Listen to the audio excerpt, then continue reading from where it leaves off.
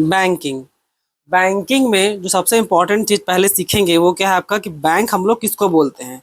किसको बोलते हैं बच्चों बैंक? देखिए, कोई भी वो फाइनेंशियल इंस्टीट्यूशन, कोई भी वो फाइनेंशियल इंस्टीट्यूशन जब दो फंक्शन को, मेनली दो फंक्शन को जब परफॉर्म कर देना, उसको बोलते हैं हम लोग बैंक। अब वो दो एसेंशियल फंक्शन कौन कौन सा है? एक है आपका एक्सेप्टिंग डिपॉजिट। इसका मतलब क्या है एक्सेप्टिंग डिपॉजिट का? जहां पर आप पैसा जमा कर पाए। जैसे कि आप देखे होंगे, आप जाते हैं बैंक में तो क्या करते हैं, आप अपना बैंक में जाकर के पैसा जमा करते हैं। उस फंक्शन को क्या बोलते हैं? Accepting deposit. जो पैसा जमा कर रहा है, ठीक है, ले रहा है पैसा आपसे। दूसरा क्या? Providing loans and advance. जो बैंक, एक ये फंक्शन जहां पर बैंक वो क्या है, जो आपको क्या दे, आपको लोन देने का काम करे। ठीक है, तो मेन दो फंक्शन ये है। एक है एक्सेप्टिंग डिपॉजिट, जहां पर वो पैसा जहां पर आप जाके जमा करते हैं, ठीक। और दूसरा क्या है, जहां से आपको लोन मिल सके। ये दो फंक्शन जो करेगा ना, उसको हम लोग आसान बोलचाल भाषा में क्या बोलते हैं? बैंक। क्लियर है? आपको मेनली दो प्रकार का बैंक पढ़ना है अपने सिलेबस में। एक है कॉमर्शियल बैंक और एक है क्या? Central bank. ठीक है, कॉमर्शियल बैंक वो बैंक होगा जो दो फंक्शन जो पढ़े हैं उसको परफॉर्म करे। कौन? एक्सेप्टिंग डिपॉजिट को और प्रोवाइडिंग लोन्स को। ये जो बैंक होता है ना, ये कॉमर्शियल बैंक, ये मेनली आपका प्रॉफिट कमाने के लिए बैठा होता है। हालांकि हर बिजनेस मेनली प्रॉफिट कमाने के लिए बैठा होता है, बैंक भी उसी प्रकार से आपका प्रॉफिट कमाने बैठी है, भलाई करने उतना नहीं बैठी है वो। और एक होता है सेंट्रल बैंक। सेंट्रल बैंक क्या होता है? सेंट्रल बैंक एक अपेक्स इंस्टीट्यूशन है, मतलब एक हेड बॉडी है जो सभी बैंकिंग सिस्टम को क्या करता है? कंट्रोल करता है। यानी कि बैंक ऑफ बैंक, बैंक का बाप, मतलब आसान भाषा में जितना भी बैंक है उन सब का एक बाप है, जिसको क्या बोलते हैं हम लोग? Central bank. इंडिया में क्या पूरा हर कंट्री में एक ही सेंट्रल बैंक होता है। और अपना देश का जो सेंट्रल बैंक है उसका नाम क्या है? आरबीआई। फुल फॉर्म क्या है? Reserve bank of India. याद रखिएगा। हालांकि ये जो डिफरेंस, ये जो कॉमर्शियल बैंक और सेंट्रल बैंक का डिफरेंस बिटवीन, आपको डिटेल में बाद में पढ़ाएंगे। अभी बस खाली ओवरव्यू, थोड़ा सा बस जानकारी रख लीजिए, बाद में डिटेल में देखेंगे। ठीक है, तो जो बोले उसको याद रखिएगा। कॉमर्शियल बैंक एग्जाम्पल में कौन सा हो जाएगा? कॉमर्शियल बैंक एग्जाम्पल में आपका आएगा एसबीआई, आपका पंजाब नेशनल बैंक, आपका बैंक ऑफ इंडिया, आपका एक्सिस बैंक, आपका एचडीएफसी, आईसीआईसीआई और भी डॉट डॉट डॉट बहुत सारा बैंक है। ठीक है, सेंट्रल बैंक पूरा दुनिया में, हर कंट्री का सिर्फ एक ही सेंट्रल बैंक होता है। अपना देश का जो सेंट्रल बैंक है उसका नाम क्या है? आरबीआई, यानी कि रिजर्व बैंक ऑफ इंडिया। अच्छा हाँ, कभी कभी क्या होगा बच्चों, एक कॉमर्शियल बैंक है जिसका नाम क्या है? जिसका नाम है सेंट्रल बैंक ऑफ इंडिया। तो याद रखिएगा, ये अगर इसका नाम में सेंट्रल बैंक लिखा हुआ है तो डजंट मीन्स कि वो ये वाला सेंट्रल बैंक है। ठीक है, उस कॉमर्स, ये एक प्रकार, ये आपका कॉमर्शियल बैंक है, बस उसका नाम है सेंट्रल बैंक ऑफ इंडिया। ये आपको अपना सिटी उटी आसपास दिख जाएगा।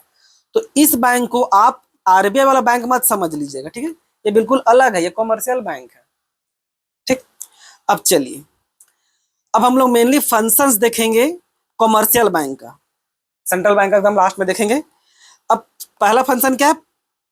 प्राइमरी फंक्शन ऑफ बैंक, यानी कॉमर्शियल बैंक। दो फंक्शन में बांटते हैं, एक है आपका प्राइमरी और आपका बी में क्या रहेगा? बी में आपका रहेगा सेकेंडरी।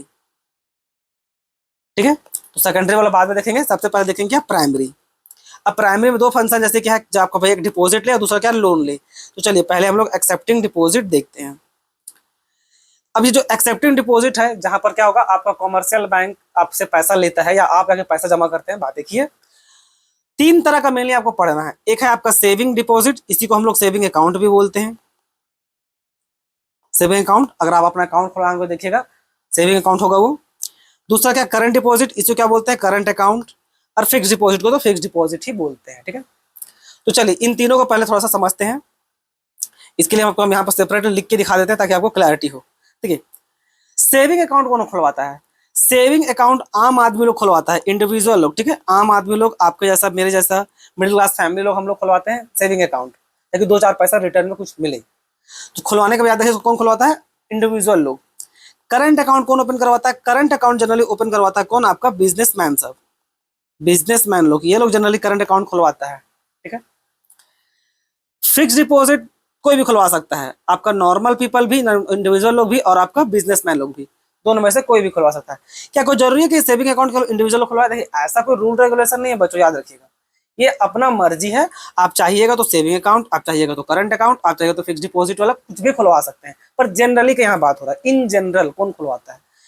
सेविंग अकाउंट जनरली हम लोग इसलिए खुलवाते हैं क्योंकि इसमें क्या है, कुछ इंटरेस्ट मिलता है। ठीक है, इसमें कुछ इंटरेस्ट मिलता है। करंट अकाउंट में कोई भी इंटरेस्ट नहीं मिलता है। करंट अकाउंट में कोई भी इंटरेस्ट नहीं मिलता है। सेविंग अकाउंट में सबसे ज्यादा इंटरेस्ट मिलता है, हाईएस्ट इंटरेस्ट इसी में मिलेगा आपको। ऐसा क्यों सर, इसका सबसे ज्यादा इंटरेस्ट क्यों मिलता है? देखिए, अगर सबसे ज्यादा और इंटरेस्ट इसी में मिलता है तो हम लोग ये अकाउंट क्यों नहीं खुलवाते, हम लोग ये अकाउंट फिर क्यों खुलवाते हैं हम आदमी लोग? मेरा बात सुनिए, इसमें क्या होता है ना, सेविंग अकाउंट में क्या है, आप पैसा डिपॉजिट भी करते रहते हैं, टाइम टू टाइम पैसा उसमें जमा भी करते हैं, और टाइम टू टाइम पैसा उसमें आप अपना एटीएम मशीन से पैसा निकालते भी रहते हैं। दोनों काम करते हैं, देखे होंगे। हालांकि अगर आप स्टूडेंट लाइफ में हैं तो केवल पैसा निकालते होंगे, जमा करने का भी औकात नहीं है, पेरेंट्स लोग जमा करते हैं। तो जनरली इसमें क्या होगा, आप पैसा जमा भी करते रहते हैं और पैसा निकालते भी रहते हैं, ठीक है। लेकिन फिक्स डिपॉजिट में क्या होगा ना, फिक्स डिपॉजिट में मान लीजिए आप अगर 5 लाख रुपए एक बार डालें और उसको बोल दिया भाई कि हम 10 साल बाद निकालेंगे, सीधा मेरा पैसा जब डबल हो जाएगा, तो आप 5-10 साल से पहले आप अपना पैसा को विड्रॉ नहीं कर सकते। इसमें जो एक बार पैसा चला गया उसको आप विड्रॉ दोबारा नहीं कर सकते हैं। क्या बिल्कुल भी नहीं कर सकते? नहीं। अगर यहाँ पर जनरेशन ना, ये एग्रीमेंट बनेगा 10 साल का, क्या आप खुद ही एग्रीमेंट में साइन कीजिएगा कि हम भाई हम 10 साल तक पैसा नहीं निकालेंगे, और आप एज ए बैंक हमको प्रॉमिस कर रहे हैं कि आप 5 लाख का मेरा 10 लाख रुपया करके वापस कीजिएगा 10 साल बाद। तो मेन डिफरेंस यही है बच्चों कि यहाँ पर क्या, एक बार जो पैसा चला गया वो आपका 10 साल के लिए फंस गया ना, उसको आप विड्रॉ नहीं कर सकते। इसलिए इसका जो इंटरेस्ट रेट है, इसका इंटरेस्ट रेट थोड़ा सा हाई होता है, ठीक है। और इसमें क्या है, सेविंग में इसमें क्या, पैसा जमा भी किए, पैसा विड्रॉ भी किए, दोनों करते रहते हैं, तो इसलिए थोड़ा सा इसमें कम होता है, ठीक है। और इसमें तो आप अनलिमिटेड अमाउंट टाइप से निकालते सकते हैं, इसलिए इसमें इंटरेस्ट मिलता ही नहीं है। तो आई होप ये डिफरेंस भी आपको क्लियर हो गया होगा। अब सेविंग अकाउंट में कोई भी आपको ओवरड्राफ्ट फैसिलिटी नहीं मिलता है, ठीक है। इसमें आपको क्या, ओवरड्राफ्ट का फैसिलिटी मिलता है, इसमें कोई भी ओवरड्राफ्ट फैसिलिटी नहीं मिलेगा। सेविंग में, करंट में आपको ओवरड्राफ्ट का फैसिलिटी मिलेगा। सर ओवरड्राफ्ट क्या होता है? देखिए, कभी कभी जैसे इसमें मान लीजिए आपके अकाउंट में 10,000 रुपया है, तो अपना बैंक अकाउंट से सिर्फ 10,000 रुपये निकाल सकते हैं, उससे ज़्यादा पैसा आप विड्रॉ नहीं कर सकते। लेकिन अगर अगर आपके पास करंट अकाउंट है और बैंक आपको ओवरड्राफ्ट का फैसिलिटी दिया है, मान लीजिए आपको वो 50,000 का ओवरड्राफ्ट फैसिलिटी दिया है, लेकिन आपका अकाउंट में मात्र 10,000 रुपया है। अब क्योंकि वो आपको ओवरड्राफ्ट 50,000 का फैसिलिटी दिया है, तो आप टोटल पैसा 10,000 तो आपका खुद है, और जब बैंक आपको 50 रुपये सुविधा दिया है, लेकिन टोटल आप 60,000 रुपये निकाल सकते हैं। पहले बाद में आपको ये 50,000 रुपये वापस करना पड़ेगा बैंक को। तो ओवरड्राफ्ट फैसिलिटी बोलने का ये मतलब होता है, ठीक है। इसमें तो वैसा कोई फंक्शन है ही नहीं, ठीक। और जैसे बताएं, इसमें आप एक लिमिटेड अमाउंट में पैसा निकाल सकते हैं, लिमिटेड अमाउंट में ही पैसा विड्रॉ कर सकते हैं आप सेविंग में। अब इसमें अनलिमिटेड अमाउंट से पैसा नहीं निकाल सकते। एक दिन में भी देखिएगा, अलग अलग बैंक का अलग अलग नियम है, कोई 30,000 एटीएम से निकालने देगा, कोई 40 देगा, कोई 50 देगा, और ट्रांजेक्शन भी आपका यूपीआई में वो 1 लाख से ऊपर करने देता नहीं है। इसमें क्या है ना, करंट में जितना मर्जी उतना निकालिए, करंट अकाउंट में जितना मर्जी दिल खोल के निकालिए, कोई दिक्कत नहीं है। इसलिए आपको इसमें सेविंग भी, इसलिए आपको इसमें इंटरेस्ट नहीं मिलता है, और इसमें तो भाई आप पैसा विड्रॉ कर ही नहीं सकते। तो ये कुछ डिफरेंस था बच्चों, जो आई होप आपको क्लैरिटी मिल गया होगा। तो चलिए वापस चलते हैं अपना पीडीएफ फाइल में, ताकि आपको क्लैरिटी और मिले, ठीक। तो देखिए, तो ये बता दिए कि सेविंग अकाउंट में इंडिविजुअल लोग खुलाता है, ये बता दिए। इसका इंटरेस्ट जनरली लो होता है, क्योंकि इसमें पैसा हम लोग बार बार निकालते हैं और जमा करते रहते हैं। ये देखिए दिखा दिए, limits number of amount of withdrawal, ठीक है। फिर बैंक में इम्पोज मिनिमम बैलेंस रिक्वायरमेंट, ये कुछ सडन बैलेंस हम लोग को मेंटेन करना था, उसमें भी करना रहता है, करंट में भी करना रहता है। इनफैक्ट अगर इसमें आपको बैलेंस मेंटेन 2500 करना पड़ेगा, तो इसमें आपको करंट अकाउंट में आपको 5,000 करना पड़ेगा। इस टाइप का है मिनिमम बैलेंस मेंटेन जो करने का है। सो पर्पस क्या है, इसका मेन पर्पस क्या है सेविंग अकाउंट खोलने का? To promote saving among people and offer liquidity, saving भी थोड़ा सा कर सके और पैसा भी वो लोग खर्च करे, इसलिए मेन पर्पस ये है। करंट अकाउंट बिजनेस मान लो खुलवाता है, बता दिए। कोई इंटरेस्ट नहीं मिलता है, बता दिए। ओवरड्राफ्ट फैसिलिटी मिलता है, सो ही बता दिए। और मेन पर्पस क्या है? To facilitate smooth frequent financial transaction of businesses. अब वो बता देगा बिजनेसमैन लोग क्या है, तुरंत तुरंत पेमेंट्स करना पड़ता है, तुरंत एक दिन में कितना बार पेमेंट होगा, कितना बार पैसा आएगा, कोई ठिकाना नहीं है, तुरंत तुरंत उस पर करना पड़ता है, इसलिए वो जरूरी है। फिक्स डिपॉजिट में फिक्स पीरियड के लिए पैसा जमा हो जाता है, ये बता दिए। हाईएस्ट इंटरेस्ट रेट, हाईएस्ट बता दिए क्यों मिलता है, क्योंकि भाई इसमें जो पैसा जमा जाए होगा दोबारा विड्रॉ नहीं हो पाएगा। प्री मैच्योर विड्रॉल अलाउ नहीं है, मतलब भाई जब तक अगर आप 10 साल के जमा किए हैं तो 10 साल में ही मिलेगा। क्या किसी भी शर्त में पैसा नहीं निकाल सकते? तो ऐसा भी नहीं है। अगर आप उस कॉन्ट्रैक्ट को तोड़ दीजिएगा तब आप पैसा भी निकाल सकते हैं, लेकिन आपको क्या पड़ेगा, फिर पेनाल्टी देना पड़ जाएगा, आपका इंटरेस्ट रेट भी कम हो जाएगा, ठीक है। मेन पर्पस क्या है? To encourage long term saving, public लोग ज़्यादा लंबा समय तक सेविंग करे, इसलिए। रिकरिंग डिपॉजिट आपका पढ़ना नहीं है, छोड़ दीजिए। ये पढ़ना है पर उतना इंपॉर्टेंट नहीं, इसलिए इसको हम स्किप कर रहे हैं, ठीक। ये रिकरिंग डिपॉजिट। अब देखते हैं क्या, अब क्या देखेंगे, अब हम लोग देखेंगे एडवांसिंग लोन। अब लोन देते हैं जो, ठीक है, जो बैंक लोन देती है उसके बारे में देखें। देखिए मेन जो बैंक बच्चों जो प्रॉफिट कमाती है इसी आधार पे कमाती है ना। देखिए आपसे, आप जा करके बैंक में जो पैसा जमा कर दिए, ठीक है, आप जाकर जब बैंक में जो पैसा जमा किए उसके बदले में आपको वो 5% इंटरेस्ट दे देगा, ठीक है, और वही पैसा बैंक किसी दूसरा पर्सन को लोन के तौर पे दे देगा और उससे कितना इंटरेस्ट लेगा, 10%, ठीक है, उससे 10% लेता है। उसके बाद इसी 10% का 5% आपको थमा देगा और 5% क्या होगा, उसका प्रॉफिट होगा। ऐसे तो बैंक काम करती है, ठीक है। अब हम लोग को देखना टाइप्स ऑफ लोन, जिसमें सबसे पहला क्या है, कैश क्रेडिट। अब कैश क्रेडिट किसको बोलते हैं, देखिए कैश क्रेडिट क्या होगा, आसान भाषा में समझ लिए बच्चों, ये आपको ओवरड्राफ्ट फैसिलिटी का बड़ा वर्जन है। ओवरड्राफ्ट फैसिलिटी का बड़ा वर्जन है। इसमें समझ लीजिए थोड़ा हैवी अमाउंट में आपको लोन मिलेगा, ठीक है। ओवरड्राफ्ट में आपको लिमिटेड अमाउंट निकालने का सुविधा देगा, तो आपका कैश क्रेडिट में क्या है, सीसी में आपको बहुत ज़्यादा पैसा निकालने का परमिशन देगा, बस उसी का बड़ा वर्जन है एक प्रकार से। अब देखिए under this facility bank allows to borrow withdrawal money up to sanction limit, यानी कि कुछ पैसा आपको अलॉट कर देगा कि भाई आप चलिए मान लीजिए 10 लाख रुपया निकाल सकते हैं, ठीक, ऐसा। अब उसमें क्या है कि लेकिन जो इंटरेस्ट देना है ना, अब उस 10 लाख में आपको जितना निकालना निकालिए, और जो इंटरेस्ट पे कीजिएगा केवल उस पैसा पे कीजिएगा जितना आप निकालिएगा, ठीक है। 10 लाख में मान लीजिए आप केवल 5 लाख रुपए निकाले हैं बिजनेस के लिए, अपना किसी भी पर्पस के लिए, तो उस आपको केवल 5 लाख पे इंटरेस्ट देना पड़ेगा। हालांकि वो सैंक्शन आपको किया 10 लाख रुपए का, आप 10 लाख तक निकालने के लिए फ्री हैं, बट आप केवल 5 लाख निकाले तो आपको इंटरेस्ट भी केवल 5 लाख पे ही पे करना पड़ेगा, ठीक है। Securities often required from the form of good stock, यानी कि इसमें आपको सिक्योरिटी भी देना पड़ सकता है, ठीक है। जनरली इसको हम लोग क्यों निकालते हैं, वर्किंग कैपिटल के लिए, यानी कि day to day business activity के लिए इस पैसा को लिया जाता है। अब है आपका डिमांड लोन। डिमांड लोन बोलने का मतलब क्या होता है, repayable on demand. Repayable on demand, demand loan बोलने का मतलब क्या है कि आज मान लीजिए आज आप गए बैंक, ठीक है, और बैंक आपको दिया कौन, डिमांड लोन। अब डिमांड लोन बोलने देने का मतलब क्या हो जाएगा कि अगर आज आप गए भले ही, और कल अगर आपसे बैंक वापस पैसा मांग तो आपको कल का कल पैसा देना पड़ जाएगा। उसे क्या बोलते हैं, डिमांड लोन। इसीलिए क्या बोलते हैं, जो कल का कल पैसा देना पड़ जाए, रिपेएबल ऑन डिमांड, यानी कि बैंक वाला जिस समय डिमांड किया कि भाई पैसा वापस करो, तो आपको पैसा वापस करना पड़ सकता है, ठीक है। अब डिमांड लोन के बारे में देखिए, demand loan is loan that repayable on demand of the bank, that is the bank can ask repayment for any time. जैसा आपको समझाएं, the entire amount is usually given at once, जितना भी पैसा है एक ही बार में दे दिया जाएगा, and interest is charge on whole amount. सबसे बड़ा चीज यही है, याद रखिएगा, जितना भी आप बैंक से रिपेएबल ऑन लोन मतलब डिमांड लोन लीजिएगा, अगर आप 10 लाख रुपए लिए हैं, ठीक है, आपको 10 एक ही बार में थमा दिया, अब इसमें से आप जितना भी खर्च करना उसका कोई मतलब नहीं है, याद रखिए आप पे वो पूरा पे चार्ज करेगा इंटरेस्ट, ठीक है। और इसमें भी कोलेटरल की जरूरत पड़ता है, और इसमें वही क्या, शॉर्ट टर्म इमरजेंसी नीड्स को पूरा करने के लिए, इसका नाम क्या, रिपेएबल ऑन डिमांड। देखिए बात को समझिए, कैश क्रेडिट में क्या होता है ना कि एक ही बार आपको पैसा नहीं थमाता है, एक ही बार में एट ए टाइम मतलब एट वंस आपको पूरा 10 लाख का, उसमें 10 लाख उसमें लिमिट था, और यहाँ डिमांड लोन आप मान लीजिए आपका आप 20 लाख का डिमांड लोन है, ठीक है। तो इसमें क्या होगा ना, आपको जैसे जैसे रिक्वायरमेंट पड़ेगा वैसा वैसा पैसा निकालिएगा, इसलिए जितना पैसा विड्रॉ करते हैं ना उतना पे ही इंटरेस्ट पे करना पड़ता है। इसमें क्या है, अगर आप डिमांड लोन 20 लाख रुपए लिए हैं तो आपको 20 लाख एट ए टाइम थमा देगा कि लीजिए पकड़िए अपना 20 लाख। अब आप 20 लाख में खर्चा कीजिए मत कीजिए तो कोई मतलब नहीं, आपको 20 लाख को निकाल के दे दिया ना, अगर आपको नहीं दिया होता तो किसी और पर्सन को देता वो लोन, उससे वो इंटरेस्ट कमाता।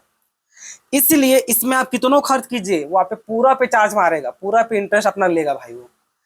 तो मेन डिफरेंस ये होता है बच्चों, ठीक है। अब आ जाइए शॉर्ट टर्म और long term loan.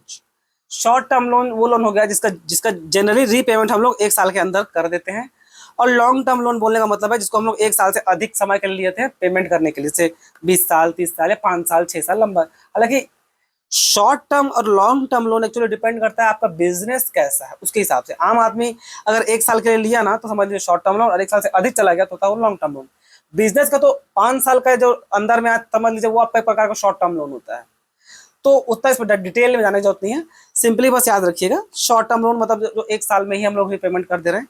Long term loan यानी कि आपको 1 साल से अधिक जो आपको 20-30 साल तक भी जा सकता है। शॉर्ट टर्म लोन में ही आपका ये नामी नामी 3 ठो लोन है, बहुत और बहुत तरह का था पर नहीं, मेन 3 नामी लिख दिए। पर्सनल लोन आप एकदम आराम से सुने होंगे, आपके पिताजी जो लोन लेते हैं जनरली किसी भी काम के लिए, वो जनरली पर्सनल लोन होता है, क्योंकि ये सबसे कन्वीनियंट लोन होता है। ठीक है, पर्सनल लोन कुछ भी किसी भी चीज के ले सकते हैं इसको आप, किसी भी चीज के लिए जो आपको मर्जी कर जाए। आपको कंज्यूमर गुड्स के लिए, एजुकेशन के लिए, पढ़ाई के लिए, शादी के लिए, जो मन में आता सो ले सकते हैं। इसमें आपको जैसा चाहे वैसा, आपको कोई स्पेसिफिक रिक्वायरमेंट नहीं है कि भाई यही पैसा खर्च करना है, आप इसको जहां चाहिएगा वहां खर्च कर सकते हैं। लेकिन अगर स्पेसिफिक आप एजुकेशनल लोन लेते हैं तो वो पैसा केवल एजुकेशन में खर्च होगा। अगर आप मैरिज लोन लेते हैं तो वो पैसा केवल मैरिज में खर्च होगा। पर्सनल लोन जहां मन करे वहां खर्चा कीजिए। ठीक है। हाउसिंग लोन केवल आप घर बनाने के लिए ले सकते हैं। बिजनेस लोन केवल बिजनेस को बड़ा करने के लिए ले सकते हैं। तो ये सब है। इंटरेस्ट रेट अलग अलग के हिसाब से अलग अलग चार्ज होता है। ठीक है। पर्सनल लोन का इंटरेस्ट रेट बहुत हाई होता है पर बहुत आसानी से भी मिलता है। सबसे कम आपका एजुकेशन लोन होता है, ये पैसा तो आपको मिलेगा भी नहीं। आपको आइडिया शायद नहीं होगा, सुन लीजिए। एजुकेशन लोन होता है ना, ये आपके पिताजी को या आपको नहीं मिलेगा। ये सीधा आप जहाँ पढ़िएगा कॉलेज, जो आपसे उतना पैसा मांग रहा है, कोचिंग सेंटर में, याद रखिएगा कोचिंग सेंटर में नहीं। आप कोई मान लीजिए यूपीएससी का या कोई बड़ा कोचिंग सेंटर आपको 10 लाख मांग रहा है या 5 लाख मांग रहा है, कोचिंग सेंटर के लोन देने के लोन नहीं देता है वो लोन। ये लोन आपको मिलता है प्राइवेट कॉलेज या सरकारी कॉलेज सबको। जैसे आप एमबीए कर लिए, मेडिकल में जा रहे हैं, उस पर आपको अलाउ है। ठीक है। तो ये 3 प्रकार का शॉर्ट टर्म या लॉन्ग टर्म लोन रहेगा। पर्सनल लोन, ये रहा पर्सनल लोन, हाउसिंग लोन और बिजनेस लोन। फिर ओवरड्राफ्ट फैसिलिटी, जैसे आपको बताया था ओवरड्राफ्ट फैसिलिटी क्या होता है। विड्रॉ करते हैं हम लोग, इसमें आपको करंट अकाउंट में इंटरेस्ट रेट इसमें कोई मिलता नहीं है। मतलब इसे बैंक आपसे चार्ज करती है इंटरेस्ट रेट, आपको वो फैसिलिटी देती है। सो इस कारण से ये भी आपको सिक्योरिटीज में दिया रहता है। और पर्पस तो आपको बता दिए, शॉर्ट टर्म लिक्विडिटी के लिए। अब आ जाइए मेन क्या है, सेकेंडरी फंक्शन। सेकेंडरी फंक्शन में आपको 2 फंक्शन और 2 फंक्शन के अंदर है बहुत सारा फंक्शन आएगा। तो चलिए सीधा वहीं देखते हैं। तो ये तो बहुत लंबा चौड़ा डिटेल में हो जाएगा। ये देखिए इन शॉर्ट, पहला क्या है, एजेंसी फंक्शन। एजेंसी फंक्शन बोलने का मतलब क्या है, मान लीजिए आपके बिहाफ पे वो काम आपका बैंक जब कर दे, ठीक है, आपको जो करना था वो आप ना करके अगर वो चीज बैंक कर दे, उसको क्या बोलते हैं, एजेंसी फंक्शन। यानी कि वो आपका एजेंट की तरह काम कर रहा है। ठीक है। तो ये क्या लिखा होगा, bank act as agent for customer, तब उसको क्या बोलेंगे लोग, एजेंसी फंक्शन। यानी कि आपको करना था पर आप नहीं करके आपके बदले वो बैंक कर दे रहा है। क्या क्या ऐसा फंक्शन वो करता है, फंड ट्रांसफर बहुत बार होता है। अगर आप बोलिए कि भाई फंड ट्रांसफर कर देने के लिए, फंड ट्रांसफर कर देगा, अगर परमिशन आप ही का लेगा। चेक क्लियरिंग करना, कलेक्टिंग बिल्स, ये बिल ऑफ एक्सचेंज में आप क्लास 11 में पढ़े होंगे, बिल्स को जाकर के कलेक्ट करना। पोर्टफोलियो मैनेजमेंट, आपको जो शेयर डिवेंचर का जो अलग अलग जो शेयर्स होता है वो उसको मैनेज कर सकते हैं। एक्टिंग एज ए ट्रस्टी और एग्जीक्यूटर, अलग अलग ट्रस्टी और एग्जीक्यूटर के तौर पे वो काम कर सकता है। और टैक्स कंसल्टेंसी सर्विस भी आपके यहाँ पे कर सकता है। तो ये क्या है आपका, ये है आपका एक प्रकार का आपका एजेंसी फंक्शन। ठीक है। इतना क्या सही आपको ये सब याद रखना पड़ेगा, नहीं, बस खाली एजेंसी फंक्शन याद रखिएगा। एजेंसी फंक्शन बोलने का मतलब खाली बस याद रखिएगा, जिसका मतलब क्या होता है कि आपके बिहाफ पे बैंक वो फंक्शन करे, उसको क्या बोलते हैं हम लोग, एजेंसी फंक्शन। बस ये याद रखिएगा। इसमें बस सिर्फ नाम याद रख लीजिएगा, उतना काफी है, डिटेल में जानने की जरूरत नहीं है, इसलिए हम ऊपर एक्सप्लेन भी नहीं किए। आ जाइए general utility function. General utility function में कौन कौन आपका फंक्शन है, देखिए। आपका इशू करता है वो ड्राफ्ट और पे ऑर्डर। आप कभी ओवर ड्राफ्ट बनाए होंगे, sorry bank draft, BD draft बनता है। अगर आप कभी पैसा उस पर आपके नाम पे ड्राफ्ट बन जाएगा, मतलब जिस जहां पर भी आपको पैसा भेजना है, तो अगर वो लिखता है भाई डीडी बना के भेजो, डिमांड ड्राफ्ट, तो आप बैंक में जाइएगा, कैश दीजिएगा, वो आपको कागज दे देगा, वो कागज आप जाकर के सेंड कर दीजिएगा उस इंस्टीट्यूशन को, और वो जाकर के उसमें पैसा फिर उसको कागज से पैसा में कन्वर्ट कर लेगा। वो क्या होता है आपका डिमांड ड्राफ्ट। लोकर फैसिलिटी भी आपका जनरल यूटिलिटी फंक्शन में आता है। फॉरेन एक्सचेंज मैनेजमेंट भी आता है। अंडर राइटिंग शेयर डिबेंचर भी इसी में आता है। इसमें बस याद रखिएगा, जनरल यूटिलिटी फंक्शन बोलने का मतलब होता है कि आपका कुछ एडिशनल सर्विसेज जो आपको प्रोवाइड कर रहा है, वो क्या होता है आपका जनरल यूटिलिटी फंक्शन। बस सिर्फ नाम याद रखिएगा बच्चों, ज़्यादा डिटेल में जानने की जरूरत है नहीं। ठीक है। एक आपका ये इंपॉर्टेंट नेम है, बस वो याद रख लीजिएगा, और लॉकर फैसिलिटी याद रख लीजिएगा। ठीक। उसके बाद ये अदर यूटिलिटी फंक्शन मेन जो याद रखिएगा, एक्टिंग एज ए आपका एज ए रेफरेंस के तरह वो काम करता है। सो और क्रेडिट कार्ड, डेबिट कार्ड, ये 200 याद रखिएगा। और यूटिलिटी फंक्शन तो भाई कुछ और भी कुछ फंक्शन है। सो तो एडिशनल में बहुत सारा, सेकेंडरी फंक्शन में बहुत सारा है, हम लोग उतना डिटेल में सब नहीं देखते हैं। बस याद रखिएगा कि मेन एक है आपका एजेंसी फंक्शन, सेकेंडरी फंक्शन क्या था आपका एजेंसी, दूसरा आपका जनरल यूटिलिटी और तीसरा क्या आपका यूटिलिटी फंक्शन। बस इतना याद रखिएगा और ज़्यादा डिटेल में देखने की जरूरत नहीं है, ठीक है। मनी मल्टीप्लायर, दूसरा नाम क्या है, क्रेडिट मल्टीप्लायर। क्या होता है ये देखिए, थोड़ा ध्यान से सुनिएगा बच्चों। मान लीजिए आप बैंक में ना, आप बैंक में 1,000 रुपया जमा कर दिए, ठीक है, 1,000 रुपया जमा कर दिए, और ये जो बैंक होगा इसी 1,000 रुपये को, या जितना भी मान लीजिए 800 को, इस 1,000 में 800 को दूसरा पर्सन को क्या करेगी, दूसरा पर्सन को वो जा करके लोन के तौर पे दे देगी, है कि नहीं। अब ये आदमी उसको जाके कहीं खर्च कर देगा। मान लीजिए इस आदमी को वो खर्च कर दिया, इस आदमी को वो खर्च कर दिया, तो इसके तो भाई वो चलिए इनकम बन जाएगा, ठीक है। अब इसके पास कितना आया था, 800 रुपया। अब ये 800 उठा करके ये वापस जाके फिर से बैंक में जमा कर देगी, और जब यही प्रोसेस बार बार गोल गोल जब घूमते रहता है ना, इसी इफेक्ट को बोलते हैं क्या, आपका मनी मल्टीप्लायर इफेक्ट, ठीक है। क्लैरिटी के साथ समझ में नहीं आया, परेशान मत होइए। चलिए इस एग्जाम्पल को देखते हैं, इससे आपको क्लियर कट समझ में आ जाएगा, ठीक है। अब इसमें कुछ चीज को पहले समझिए। सबसे पहले समझिए कि हम लोग इसमें जमा किया कितना किए, 1,000 रुपया। उस 1,000 में बैंक आपको हमेशा 20% अपने पास काट के रखेगी, और 20% से बाद जो बचेगा, कितना बचेगा, 800 बचेगा, वो 800 को लोन पे देगी। अब आपका सवाल अगर ये आ रहा है कि सर पूरा 1,000 रुपये लोन में वापस क्यों नहीं वो दे देती है, 800 ही क्यों दे रही है, 20% अपने पास काट के क्यों रख रही है, तो जवाब ये है बच्चों, आरबीआई बोलती है, आरबीआई देखिए हर बैंक का बाप आरबीआई आपको पता होगा, आरबीआई इन लोगों को बोलता है कि अगर आप सब पैसा को लोन में बांट दीजिएगा, सबको लोन में बांट दीजिएगा, और कोई कस्टमर अगर आ गया और पैसा मांगा तो कहाँ से दीजिएगा।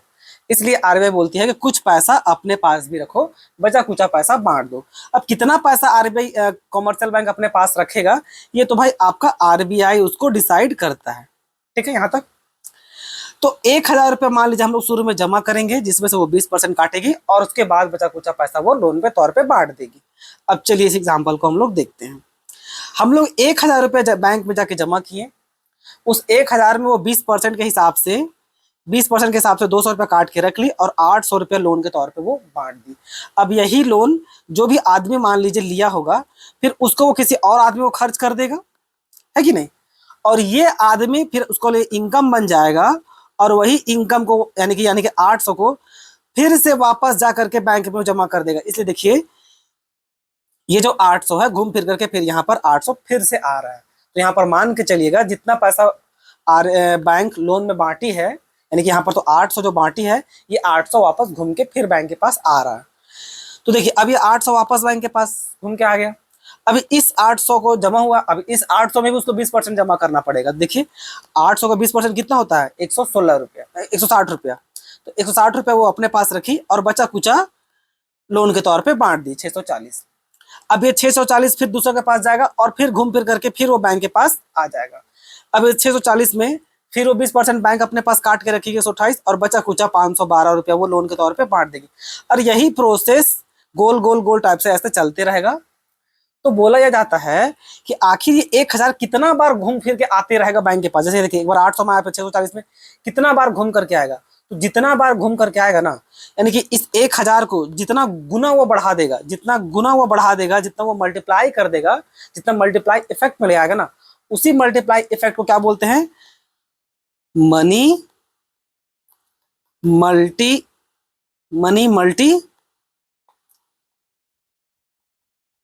मल्टीप्लायर इफेक्ट, समझ में आया? इसीलिए इसका जो नाम है ना बच्चों, मनी मल्टीप्लायर, यानी कि कितना वो मल्टीप्लाई इफेक्ट में ला रहा है। यानी कि देखिए वहां पर 1,000, इस क्वेश्चन में 1,000 को हम लोग मल्टीप्लाई करके कितना ले आए, 5,000 में, यानी कि वो टोटल घूम फिर कितना बनेगी, 1,000 रुपया आपका घूम फिर करके एंड में कितना बनेगी, 5,000। कहीं तो जाके ये रुकेगा ना, कहीं तो जाके रुकेगा ना, तो जहां पर जाके रुकेगा क्या वो टोटल कहलाएगा। वो तो टोटल कितना यहाँ पर 5,000। तो ये जो इनिशियल डिपॉजिट को, यानी कि इस 1,000 को जो 5,000 में कन्वर्ट कर दी, तो ये 5 गुना मल्टीप्लाई हुआ ना। तो जो मल्टीप्लाई इफेक्ट है ना, इसी को क्या बोलते हैं, मनी मल्टीप्लायर। तो आई होप अब आपको क्लियर हो गया होगा। ये जो आपको हम समझाए हैं ये बहुत इंपॉर्टेंट है, याद रखिएगा, एग्जाम में बहुत बार पूछा गया है। इसका मतलब क्या है सो देख लीजिए। एग्जाम में आपको ये कैसे पूछेगा, एक्सप्लेन मनी क्रिएशन इस टाइप से, या एक्सप्लेन क्रेडिट क्रिएशन, दोनों का मतलब सेम होता है, ठीक है। चाहे वो बोले मनी क्रिएशन चाहे वो क्रेडिट क्रिएशन, दोनों में से जो लिखा रहे आपको यही सब लिखना है। ये डायग्राम बना करके आपको पूरा ये लंबा चौड़ा एक्सप्लेनेशन देना पड़ेगा, ठीक है। जो बोले हैं ना बस वहीं पर वहां लिखना है। या कैसे क्वेश्चन को पूछ सकता है, या how do bank create deposit, ये तीन तरीके से। अब ये तीनों में से जो भी वो पूछ दे आपको लिखना तो यही है, ठीक है। तो चलिए अब यहाँ से हम लोग देखते हैं मनी मल्टीप्लायर, आपको लैंग्वेज में देखते हैं। अब हम लोग उसको न्यूमेरिकली देख लिए, अब लैंग्वेज में देखते हैं, आपको इससे थोड़ा वो ज्यादा समझ में अब आएगा। मनी मल्टीप्लायर क्या लिखा हुआ देखिए, it the number of times total money increases in banking system based on initial deposit. Simple भाषा में देखिए, how bank creates more money than actual cash they receive by lending again and again. यानी कि वही 1,000 रुपया को हम लोग बार बार दूसरा को लोन दिए, तो 1,000 से जो 5,000 बन गया ना, तो कितना बार जो मल्टीप्लाई इफेक्ट में आया, उस मल्टीप्लाई इफेक्ट को क्या बोलते हैं, ये 5 बार हुआ है, तो उस मल्टीप्लायर इफेक्ट को क्या बोलेंगे, मनी मल्टीप्लायर, ठीक है। तो इसको हम लोग बोलते हैं मनी मल्टीप्लायर। अब इसमें देखिए, और मनी मल्टीप्लायर का फॉर्मूला क्या होता है, मनी मल्टीप्लायर का फॉर्मूला होता है 1/LRR, ठीक है। फॉर्मूला क्या होता है, शॉर्ट में मनी मल्टीप्लायर को के भी लिखते हैं, यानी कि के यानी money multiplier is equal to कितना, 1/LRR। तो ये इसका फॉर्मूला हो गया। तो ये हो गया कितना टाइम्स को गुना करेंगे सो। अब 1,000 को 5,000 में बदल रहे हैं, ठीक है, यानी कि 5 से गुना कर रहे हैं, तो कहते हैं इस 1,000 को बोलते हैं क्या, इनिशियल डिपॉजिट। इसे क्या बोलते हैं, इनिशियल डिपॉजिट, यानी कि फर्स्ट में कितना बार पैसा जमा हुआ, जितना बार गुना होकर के आ रहा है उसे क्या बोलते हैं, मनी मल्टीप्लाई, यानी के से इसको डिनोट करेंगे। और जितना बार वो टोटल कन्वर्ट होकर यानी कि 1,000 को 5 से गुना करके लाएं, तो इसको क्या बोलेंगे, टोटल डिपॉजिट, ठीक। तो यही लिखा हुआ बच्चों कि total deposit is equal to initial deposit को हम लोग मल्टीप्लाई करेंगे किससे, मनी मल्टीप्लायर इफेक्ट से, यानी कि के से, ठीक है। अब चलिए कुछ क्वेश्चन देखते हैं। LRR ये हुआ 20%, मनी मल्टीप्लायर कितना को सो पूछ रहा है, तो भाई मनी मल्टीप्लायर का फॉर्मूला के इज इक्वल टू क्या होता है, 1/LRR, ठीक है। अच्छा सिंपली वैल्यू पुट कर दीजिए, 1/LRR कितना दिया हुआ है, 20%। तो 20% कैसे लिख सकते हैं, 20/100 ऐसे लिख सकते हैं, ठीक है। तो अब ये वाला 100 आपका उठ के इधर जाएगा, तो कैसे लिख सकते हैं उसको, 1/20 इंटू 100 ऐसे। अब सिंपली उसको काट दीजिए, उसको काट दिया कितना आएगा, दो पंचे 10, यानी कि कितना आया, 5 टाइम्स, यानी कितना बार उसको मल्टीप्लाई इफेक्ट आ रहा है, 5। तो देखिए 5 आंसर है, ठीक है। बहुत को लोग देखिए ऐसे भी कर सकते हैं, ऐसे है, और ये 20% है तो उसको 0.2 करके भी लिखिएगा, और बाद में पॉइंट की जगह करते हैं क्या, 1, पॉइंट के बदले किए 1, इधर दो डिजिट है तो यहाँ 2 जीरो लगा देते हैं, और फिर उसको काटिएगा तो उसमें भी आपका सेम 5 ही आएगा, अल्टीमेटली सेम ही चीज है, ठीक है। नेक्स्ट क्वेश्चन देखिए, if money multiplier is 4, money multiplier कितना है, 4, और आपको LRR निकालने बोल रहा है, तो भाई money multiplier is equal to 1/LRR होता है, ठीक है। तो मनी मल्टीप्लायर गिवन है 4, और आपको 1/LRR ऐसे निकालना है, ठीक है, यानी कि ये निकालना है, तो चलिए x मान लीजिए, तो क्या हो जाएगा 4 इंटू 1/x, तो x इज इक्वल टू, इसको इधर भेज देंगे, इधर आ जाएगा ये, तो क्या हो जाएगा 1/4, और 1/4 इज इक्वल टू क्या होगा 0.25, और 0.25 को आपको LR परसेंट में रहता है तो उसको परसेंट में लाएंगे, तो 25 0.25 है, इसको 100 से मल्टीप्लाई कर देंगे तब ना परसेंट में आएगा, तो क्या हो जाएगा वो 25, ठीक है। याद रखिएगा ये 0.25 है, इसको मल्टीप्लाई कीजिएगा 100 से तो 25% बन के आ जाएगा, तो ये देखिए 25% आंसर है, ठीक। नेक्स्ट देखिए, total deposit calculate total deposit if initial deposit 2,000 है और LRR कितना है 10%। आपको निकालना है क्या, टोटल डिपॉजिट। तो टोटल डिपॉजिट निकालने के लिए क्या करना पड़ेगा, इनिशियल डिपॉजिट को मल्टीप्लाई करेंगे किससे, मनी मल्टीप्लायर से। तो इनिशियल डिपॉजिट तो भाई 2,000 गिवन है ना, 2,000 ये गिवन है। अब हम लोग को के निकालना है, तो भाई के निकालने का फॉर्मूला क्या होता है, 1/LRR, ठीक है, 1/LRR होता है। तो फॉर्मूला में उठाइए, 1/LRR कितना है 10% है, तो ये 10 हो गया, 10 हो गया, ऊपर में 100 चल जाएगा। अब ये कटेगा तो कितना हो गया, 10 गुना आया,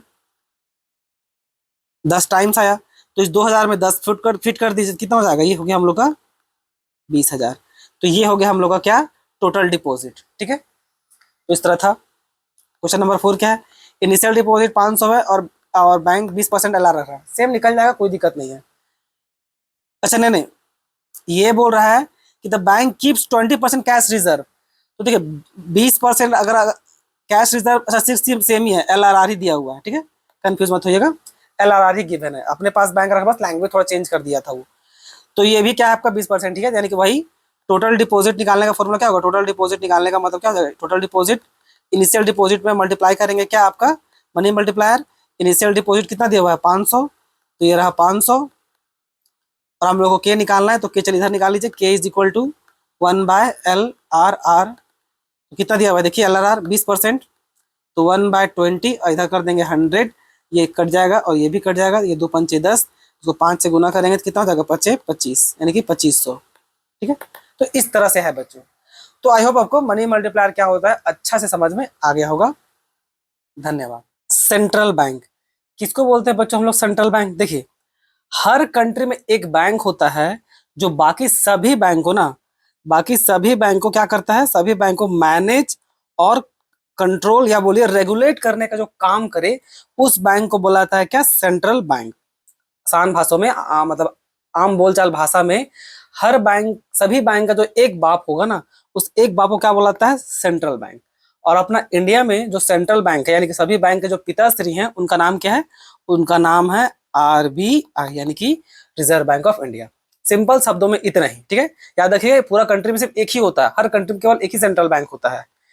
और जो बाकी सब आप बैंक देखते हैं, उन सब बैंक को हम लोग क्या बोलते हैं, उन सब बैंक को हम लोग बोलते हैं क्या, कॉमर्शियल बैंक। ठीक है, और बाकी डिफरेंस बिटवीन हम लोग डिटेल में देखेंगे। चलिए तो अभी स्टार्ट करते हैं। तो सेंट्रल बैंक क्या होता है आपको समझ में आ गया, सभी एक ऐसा बैंक जो सभी बैंक को मैनेज, कंट्रोल या रेगुलेट करने का काम करती है, उसको बोलते हैं क्या हम लोग, सेंट्रल बैंक। इंडिया में जो सेंट्रल बैंक है उसका नाम क्या है, रिजर्व बैंक ऑफ इंडिया। कब स्टैब्लिश हुआ था ये स्टैब्लिश हुआ था 1 अप्रैल 1935 को। ये एमसीक्यू में इंपॉर्टेंट है, पूछ सकता है। ठीक है, इसको रिकमेंडेशन में कौन डाले थे, इसको रिकमेंडेशन डाला था गया था हिल्टन यंग कमीशन, कब, 1926 में। ठीक, ये नेशनलाइज कब हुआ था, ये नेशनलाइज हुआ था 1 जनवरी 1949 को। इसका ओरिजिनल हेडक्वार्टर कहाँ है, आपका कोलकाता में। अभी करंट का हेडक्वार्टर कहाँ है, मुंबई, जो महाराष्ट्र में पड़ता है। ठीक, पहले गवर्नर का नाम क्या था, पहला गवर्नर जो इंडियन नहीं थे, उनका नाम क्या था, सर ऑसबॉर्न स्मिथ। ये कब से कब तक रहे थे, 1 अप्रैल 1935 से लेकर 1937 तक। ये ब्रिटिशर थे। इंडिया के पहले गवर्नर कौन थे, वो थे CD देशमुख। इंडिया के पहले जो गवर्नर थे इंडिपेंडेंट इंडिया के, उनका नाम क्या था, CD Deshmukh. Current government check कर लीजिएगा क्योंकि बदलते रहता है, तो एक बार देख लीजिएगा अभी करंट प्रेजेंट में कौन गवर्नर है। तो ये हो गया कुछ जानकारी MCQ पर्पस के लिए। अब आ जाते हैं main function of central bank. भाई RBI का मेन फंक्शन सब क्या क्या है। तो जो सबसे पहला फंक्शन है वो यहाँ पर लिखा हुआ नहीं था तो हम लिख दिए, मोनोपोली नोट इशू, यानी कि करेंसी को इशू करने में इसका कंप्लीट मोनोपोली होता है, पूरा पावर इसी के पास होता है। तो चलिए थोड़ा डिटेल में उसको हम लोग देखते हैं। ठीक है, जैसा कि यहाँ लिखा हुआ है, central bank has sole authority to issue currency notes in country in India, this authority rest in RBI। सिंपल बात है कि भाई नोट इशू करने का सोल अथॉरिटी किसके पास है, सोल अथॉरिटी है आपका RBI के पास। पहला पॉइंट तो ये। ठीक है, अब इसका एक्सप्लेनेशन देखिए। RBI आपका सारा चीज को इशू प्रिंट नहीं करती है बच्चों, RBI सारा करेंसी को इशू नहीं करती है, कुछ को छोड़ती है। जैसे कुछ में क्या है, एक्सेप्ट 1 रुपया का नोट, 1 रुपया जो कागज का आप नोट देखेंगे उसको, और जितना भी कॉइन है, केवल 1 रुपया कॉइन है, जितना भी कॉइन है ऑल कॉइन, याद रखिएगा, 1 रुपया 1 रुपया का हो, 2 रुपया का हो, 5 का, 10 का, 20 का, जितना भी कॉइन है सो। क्लियर। तो इन सबको भाई कौन फिर आपका प्रिंट करने का काम करती है, 1 रुपया कॉइन और बाकी सिक्का सबको, 1 रुपया का नोट और बाकी सिक्का सबको, उसको गवर्नमेंट ऑफ इंडिया से फाइनेंस मिनिस्ट्री कर उसको प्रिंट करने का काम करती है। तो ये पॉइंट भी क्लियर हो गया। अब RBI मैक्सिमम जो है ना, मैक्सिमम केवल 10,000 रुपए तक का नोट छाप सकती है। इससे पहले जो आप देखे थे वो क्या देखे थे, 2,000 नोट का दिखे थे। हालांकि अब 2,000 नोट भी बंद हो गया है, उसको RBI वापस बुला ली। अब हम लोग को मेनली 500 का ही देखने को मिलता है। ठीक है, तो मैक्सिमम कितना को छाप सकती है, मैक्सिमम 10,000 का। ठीक, तो इसमें यह पॉइंट हो गया। अब इसका कुछ हिस्टोरिकल बैकग्राउंड है जिसमें इंपॉर्टेंट जो होगा हम बताते हैं आपको। करेंसी जब पहले छापती थी, RBI currency notes were issue by government of India under paper currency act, यानी कि RBI से पहले गवर्नमेंट ऑफ इंडिया जो पेपर छापती थी किससे, 1861 में, कौन सा एक्ट के तहत, पेपर करेंसी एक्ट के तहत। ये इतना इंपॉर्टेंट नहीं, छोड़ दीजिए। ये देखिए, पहला जो नोट आरबीआई छापी थी ना, वो 5 रुपए का नोट था, जो 1938 में छपा था, और जिसमें किंग जॉर्ज 6 का फोटो था। उसी साल, इन द सेम ईयर, उसी साल 1938 में ही वो 10 रुपया, 100 रुपया, 1000 और 10,000 का नोट भी छापी थी। इंडिपेंडेंस के बाद ये, यहाँ तक कोई काम का पॉइंट नहीं है, बस नॉलेज पर्पस के लिए है। नॉलेज पर्पस में ये कि देखिए, आज जो हम लोग कलरफुल नोट देखते हैं ना, जिसमें लाल पीला नीला हम लोगों को कलरफुल नोट दिखता है, वो शुरू से वैसा नहीं था बच्चों। ये मेनली आपका 1996 में स्टार्ट हुआ है, ठीक है। कब? 1996 में। और ये फिर बंद हो गया था, इसको देखिए रिप्लेस कर दिया गया था किसमें, वो जो अशोक पिलर देखे ना, वो जो शेर जो दिखता है, 4 शेर दिखता, हाले 3 ही है लेकिन रहता 4 शेर है, वो जो लायन जो दिखता है, उसका फोटो सब मेनली इसको रिप्लेस कर दिया था गांधी जी का नोट को। लेकिन फिर 2016 में Mahatma Gandhi news series start किया गया, जिसको हम लोग MGNS भी बोलते हैं, ठीक है। और इसमें फिर आपको अभी एक कलरफुल नोट देखने को जो मिल रहा है, सो प्रेजेंट एरा में। सो ये था बच्चों फंक्शन, कुछ इंपॉर्टेंट फंक्शन आपका आरबीआई मोनोपोली नोट इश्यूज को लेकर के। आई होप ये ये फंक्शन आपको पूरा क्लियर हो गया होगा। अब आते हैं बैंकर्स टू द गवर्नमेंट में, यानी कि ये बैंकों का मतलब गवर्नमेंट के लिए बैंक की तरह भी काम करती है। जैसे क्या? Central bank act as banker agent adviser for both central और स्टेट। आपका जो सेंट्रल बैंक है, यानी कि जो आरबीआई है, वो सेंट्रल बैंक और स्टेट बैंक के लिए आपका एजेंट और एडवाइजर का भी काम करती है। कैसे? देखिए, बैंकर का काम तो करती है, मेंटेन गवर्नमेंट अकाउंट को मेंटेन करती है, रिसीव करती है उनका टैक्स का पेमेंट एक्सेट्रा। ये सब जो लोग पेमेंट करते हैं कहाँ जाता है? टैक्स उसी में यहीं पर जाता है।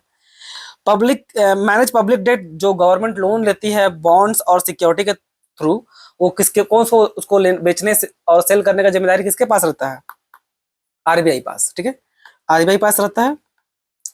अब देखिए लेंडर में क्या लिखा हुआ है, provides temporary loan to meet government expenditure when needed. State government हो चाहे आपका सेंट्रल गवर्नमेंट हो, अगर फंड की जरूरत पड़ता है तो टेम्पररी फंड का फुलफिलमेंट कौन कर सकती है? आपका आरबीआई, ठीक है। एडवाइजर का भी काम करती है, इकोनॉमिक पॉलिसी बनाने समय इन्फ्लेशन को कंट्रोल कैसे किया जाए, या फॉरेन एक्सचेंज मैनेजमेंट या बोरोइंग प्रोग्राम, इन सब पे भी आरबीआई जो है आपका गवर्नमेंट का हेल्प करने का काम करती है। बैंकर्स बैंक एंड सुपरवाइजर, ये जो आपको स्टार्टिंग में बोले थे, हर बैंक वो सुपरवाइज भी करती है और मैनेज करने का काम भी वो करती है, ठीक है। तो कैसे करती है? सो देखिए, पहला क्या है, यही मेंटेन करती है आपका सीआरआर और आपका एसएलआर। सीआरआर और एसएलआर डिटेल में बाद में देखेंगे, ठीक है, जब मनी सप्लाई पढ़ाएंगे उस समय। कमर्शियल बैंक, ये होता क्या है? सो लिखा हुआ है, commercial bank must keep certain percentage of their deposit with their central bank and maintain liquid asset as directed. तो सेंट्रल बैंक के पास आपका सीआरआर को जमा करना रहता है, और जो एसएलआर है वो अपने पास बैंक खुद रखती है, ठीक है। इसको डिटेल में बाद में देखेंगे, अभी बस इतना जानिए कि आरबीआई ये सब मैनेज करने का काम करती है बैंक के लिए भी। फिर सुपरवाइज भी करती है, monitor and regulate functioning of commercial bank, ensure करती है rules regulation of financial stability, can inspect banks account and take corrective action if needed. वो पूरा निगरानी रखती है। देखिए, मतलब हर चीज ना, बैंक को खोलने से लेकर के क्लोज करने तक, बैंक कैसे चलेगी कैसे नहीं चलेगी, सब कुछ कौन देखने का काम करता है? सब कुछ आपका आरबीआई देखने का काम करता है। तो ये था इसका फंक्शन, ठीक। फिर act as a lender of last resort, जब थक हार अगर बैंक लोग को मान लीजिए किसी कारण से कोई दिक्कत आ रहा है, इकोनॉमिक क्राइसिस आ रहा है, और उसको पैसा का अर्जेंट नीड है, इमरजेंसी फंड का रिक्वायरमेंट है, और उसको कहीं से पैसा नहीं मिल रहा है, किसी भी मार्केट से पैसा नहीं मिल रहा है, या किसी भी सोर्स से पैसा नहीं मिल रहा है, तो लास्ट में कौन है साथ देने के लिए? जब कोई साथ नहीं देगा तो साथ कौन देगा? तब आपका साथ देगा आरबीआई। तो यही लिखा हुआ है बच्चों, when bank fails to get funds for money market और other resources, RBI provide them emergency fund. ये लिखा हुआ है।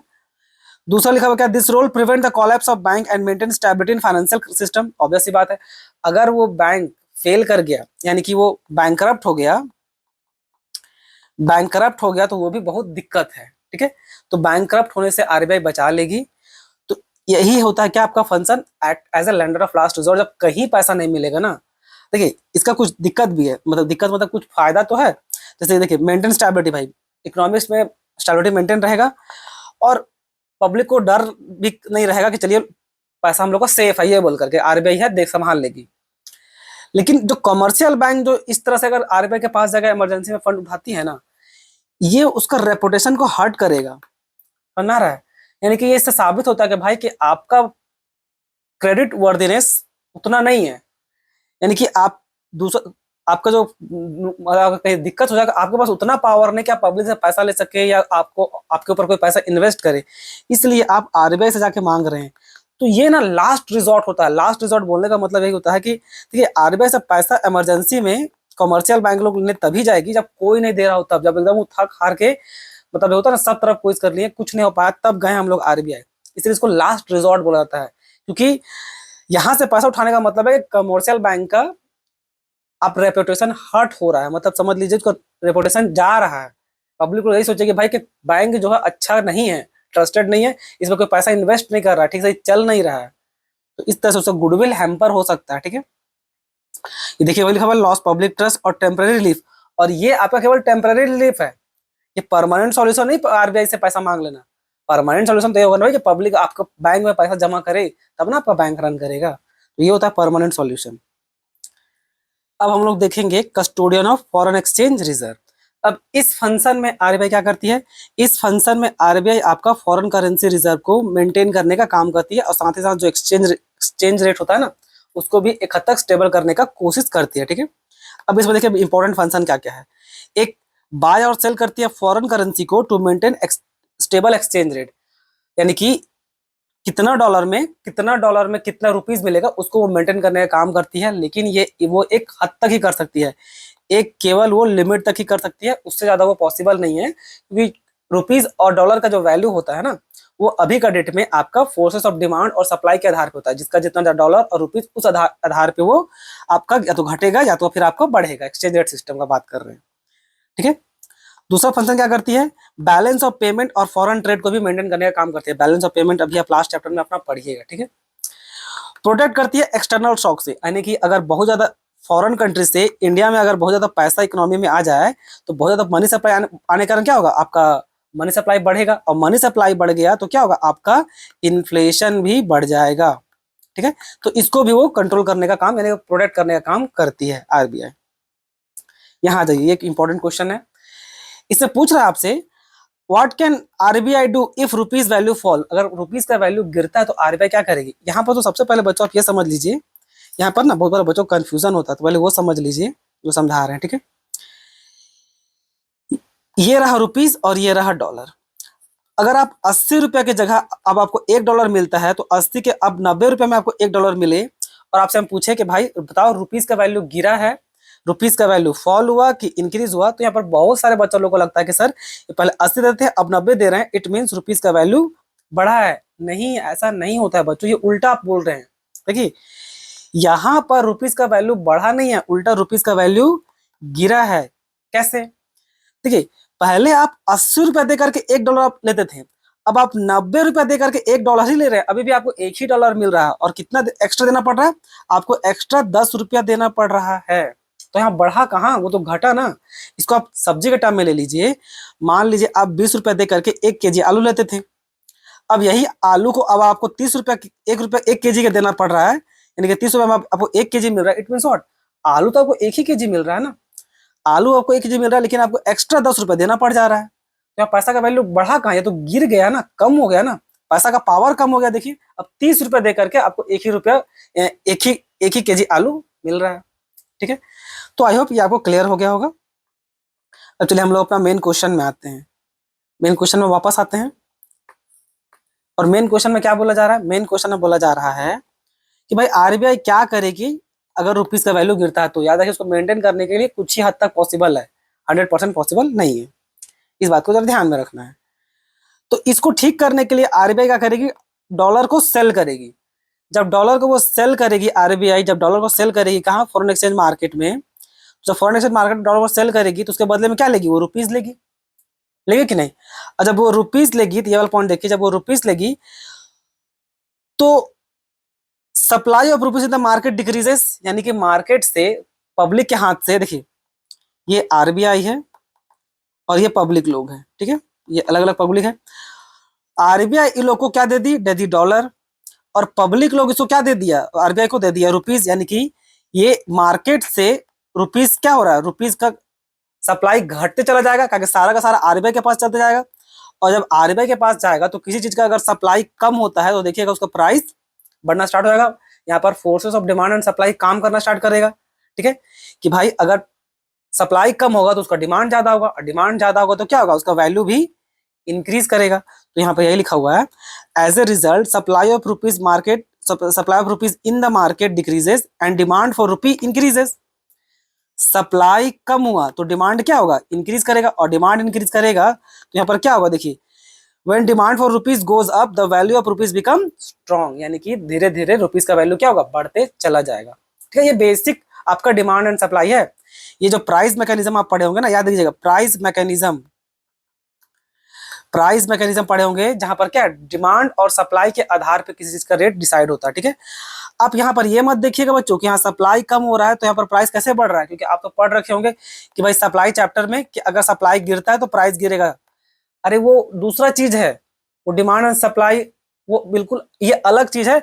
और ये जो सप्लाई आप जो बोल रहे हैं ना, जो आपको माइक्रो इकोनॉमिक्स में दिया, वो अलग चीज है। यहाँ पर जो आप पढ़ रहे हैं वो आपका प्राइस मैकेनिज्म, जहां पर डिमांड बढ़ने पे पैसा बढ़ता है और डिमांड घटने पे पैसा गिरता है, ये आप यहाँ पर देख रहे हैं। तो उसको मिक्स मत कर दीजिएगा। ठीक है, मिक्स कीजिएगा तो ऐसे कंफ्यूज हो जाइएगा। ठीक, तो इसको देखिए शॉर्ट में आपको फिर से हम बता देते हैं कि हम बोले क्या है, ताकि आपको क्लैरिटी रहे। यहां पर हम बोले आपको सीधा सीधा कि आरबीआई डॉलर देगी। ठीक है, ये रहा डॉलर, डॉलर पब्लिक को देगी, और पब्लिक लोग क्या देगा, पब्लिक लोग बदले में रुपीज देगा। और जैसे ही मार्केट से, यानी कि एक प्रकार का मार्केट ही है, पब्लिक लोग क्या मार्केट ही रिप्रेजेंट कर रहा है, मार्केट से जैसे ही रुपीज धीरे धीरे आरबीआई के पास चली जाएगी, यानी कि रुपीज क्या होगा, डिक्रीज, सप्लाई का डिक्रीज हो रहा है, सप्लाई डिक्रीज हो रहा है। जब सप्लाई डिक्रीज होगा तो क्या होगा, उसका डिमांड इंक्रीज होगा, है कि नहीं। और जब डिमांड डिक्रीज होगा तो रुपीज का जो वैल्यू है वो क्या होगा, धीरे धीरे इंक्रीज कर जाएगा। आई होप अब आपको क्लियर हो गया होगा। और जैसे आपको बताएं, सप्लाई गिरने से प्राइस बढ़ रहा है, इसको उससे कोरिलेट नहीं कीजिएगा, वो माइक्रो इकोनॉमिक्स दूसरा चीज है। ठीक, अब आगे जाइए। और क्या कर सकती है रुपीज का वैल्यू को बचाने के लिए, इंक्रीज कर सकती है इंटरेस्ट रेट को। इंटरेस्ट रेट को अगर वो इंक्रीज करेगी, मान लीजिए इंटरेस्ट ज्यादा इंटरेस्ट देने लगेगी, तो क्या होगा, ज्यादा इंटरेस्ट देगी तो क्या होगा, दूसरा लोग इंडिया में इन्वेस्ट करेगा, और इससे क्या होगा, the increase of flow of dollar into India help strengthen the rupees, यानी कि डॉलर का सप्लाई ज्यादा हो जाएगा। जब सप्लाई ज्यादा हो जाएगा तो क्या होगा, सप्लाई ज्यादा होने पे जो डॉलर का वैल्यू क्या होगा, गिरने लगेगा। जब डॉलर वैल्यू गिरेगा तो रुपीज अपने आप स्ट्रांग हो जाएगा। ठीक है, तो ये था बच्चों आपका ये फंक्शन, आपका कस्टोडियन ऑफ फॉरेन एक्सचेंज का फंक्शन में आपका आरबीआई ये था। आगे चलते हैं। अब बताइए क्लियरिंग हाउस फंक्शन।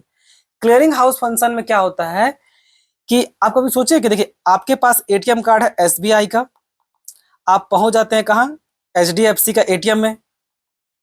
ठीक है, और वहां से पैसा निकालते हैं, कभी आप पीएनबी से निकालते हैं, और सेम लाइकवाइज पीएनबी का जो कस्टमर है वो आपका एसबीआई का अकाउंट से पैसा निकाल लेता है, तो एटीएम से पैसा निकाल लेता है, आपका आईसीआईसीआई से निकाल लेता है। तो ये कैसे होता है, इन सब को ना लास्ट में बैठ करके मैनेज करना पड़ता है। और जो मैनेज करने का काम है ना कि भाई एसबीआई एचडीएफसी से कितना पैसा लेगी और किसको किसको देगी, या एसबीआई को कितना पैसा मिलेगा किसका किससे और कितना देना है, यानी कि जो सेटलमेंट करने का काम होता है ना, उस सेटलमेंट करने का काम को ही बोलते हैं क्या, क्लियरिंग हाउस फंक्शन।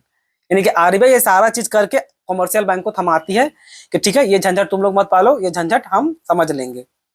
क्लियर, तो क्लियरिंग हाउस फंक्शन में यही होता है, तो इसको पढ़ते हैं। लिखा हुआ है the clearing function of RBI means helping bank settlement payments with each other, जैसा कि आपको बताएं, इन एन इजी और सेफ वे, लाइक अ रेफरी और हु कैलकुलेट्स, मतलब कौन कितना देगा क्या नहीं देगा वो यहाँ पर बस बताया गया है। एक्सप्लेनेशन में वही है, suppose you write a cheque from SBI account and to your friend and who has a account of HDFC, जैसा आपको बताएं तो देखने का जरूरत नहीं है, एसबीआई एंड एचडीएफसी हो गया इंस्टेड ऑफ एवरी हो गया। RBI act as a clearing house bank in the process bank submit detail of cheque. हाँ ये वही चीज है, रिपीट हो रहा है। तो इससे फायदा क्या होता है, देखिए इससे कॉमर्शियल बैंक को क्या होता है, सेव टाइम और कॉस्ट दोनों बचता है, क्योंकि सारा फंक्शन आरबीआई करके दे रही है, स्मूथ फंक्शनिंग भी वो काम करता है। तो ये था आपका क्या, क्लियरिंग हाउस फंक्शन, ठीक है। अब आ जाइए नेक्स्ट में, नेक्स्ट कहाँ गया, ये स्टेरलाइजेशन फंक्शन। अब स्टेरलाइजेशन फंक्शन क्या होता है आरबीआई का भाई? स्टेरलाइजेशन फंक्शन में क्या होगा समझ लीजिए कि स्टेरलाइजेशन फंक्शन बोलने का मतलब होता है, जैसे ये एग्जांपल देखिए, एग्जांपल से आपको समझ में आ जाएगा कि कोई फॉरेन इन्वेस्टर है जो $100 मिलियन इंडिया में इन्वेस्ट कर दिया। अब अगर $100 मिलियन इंडिया में इन्वेस्ट होगा, इट मीन्स क्या है कि RBI buy this dollar and give rupees in exchange, यानी कि डॉलर के बदले रुपीज देगा, देगा कि नहीं? This increase rupees in the market, और ये जो रुपीज है इंडियन मार्केट में आ जाएगा। और इंडियन मार्केट में एक बार अगर बहुत ज्यादा आपका मनी सप्लाई बहुत ज्यादा हो जाएगा, तो क्या बढ़ जाएगा? साथ ही साथ आपका इन्फ्लेशन भी बढ़ेगा। सिंपल फंडा याद रखिएगा, अगर पैसा मनी सप्लाई अगर बढ़ता है तो आपका इन्फ्लेशन भी बढ़ेगा, क्योंकि जैसे पब्लिक के पास पैसा आएगा अनाप शनाप खर्चा कर देता है, ठीक है। तो जिसके पास जो रईस लोग है, जिसके पास पैसा है, वो तो भाई अपना काम कर लेगा, लेकिन गरीब लोग फिर कहाँ जाएगा, ठीक है। तो ये होता है आपका स्टेलाइजेशन फंक्शन का बोलने का मतलब कि अचानक से अगर बहुत ज्यादा पैसा इंडियन इकोनॉमी में आ जाए तो उससे क्या होगा, आपका मनी सप्लाई बढ़ जाएगा, और मनी सप्लाई बढ़ेगा तो क्या होगा, आपका इन्फ्लेशन भी बढ़ेगा। ये इन्फ्लेशन भी आपका बढ़ जाएगा। तो इसको मैनेज करने का जो काम होता है ना, उसी मैनेज करने का काम को क्या बोलते हैं? Sterilisation function. तो इतना ही है, और तो यहाँ पर बस हम डिटेल में सिर्फ लिख रखे थे, ठीक है। ये उसी का उल्टा है, अगर बहुत ज्यादा इंडियन रुपीज बाहर चला जाएगा तब क्या होगा, तभी वही जो इफेक्ट पड़ेगा उसको कंट्रोल करने का काम कौन करेगी? आपका आरबीआई। और उसी इफेक्ट को जो कंट्रोल करने का सिस्टम है उसको क्या बोलते हैं? स्टेलाइजेशन फंक्शन, ठीक। तो इसमें इतना ही था, controller of money supply and credit, यानी कि आरबीआई मनी सप्लाई को कैसे कंट्रोल करती है, कब मनी सप्लाई को बढ़ाएगी, कब मनी सप्लाई को घटाएगी, हम लोग इसी वीडियो में देखेंगे, ठीक है। इसी में ही आपका रेपो रेट, बैंक रेट, अलग अलग open market operation, moral suasion, ये सब आएगा, ठीक है। तो सबसे पहले समझिए बच्चों कि मनी सप्लाई करने के लिए आरबीआई के पास दो टूल्स है। अब वो दो टूल्स कौन कौन सा है? एक है आपका क्वांटिटेटिव टूल्स और दूसरा है आपका क्वालिटेटिव टूल्स। ज्यादा डिफरेंस है, छोटा सा डिफरेंस बस समझते हैं। क्वांटिटेटिव टूल्स ये बताता है कि मनी इकोनॉमी में ना, पूरा इकोनॉमी में टोटल कितना मनी सर्कुलेट कर रही है, ठीक है। पूरा इकोनॉमी में कितना पैसा सर्कुलेट कर रही है वो बताने का वो काम करती है क्वांटिटेटिव टूल्स। क्वालिटेटिव टूल्स आपको ये बताता है कि जो पैसा मानी मार्केट में सप्लाई कर रही है वो किस डायरेक्शन में जा रहा है, ठीक है। किस डायरेक्शन में जा रहा है या किस डायरेक्शन में आरबीआई उसको भेजना चाहती है, उसको क्या बोलते हैं? Qualitative tools. Quantitative tools mainly आपका इन्फ्लेशन को कंट्रोल करने के लिए है, और जैसा कि इसमें बताएं क्वालिटेटिव में कि भाई किस सेक्टर में पैसा भेजना चाहिए ताकि इंडिया यानी कि अपना देश को, भारत देश को ज्यादा डेवलपमेंट हो सके। तो मेन डिफरेंस ये था।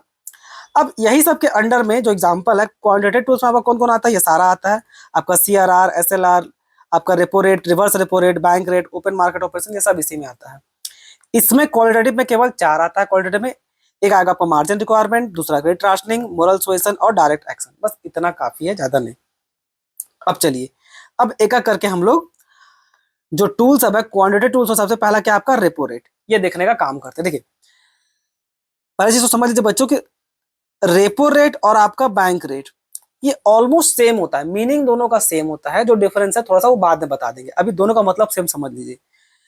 जब भी आरबीआई से आरबीआई जब इन लोग को लोन देती है, किसको?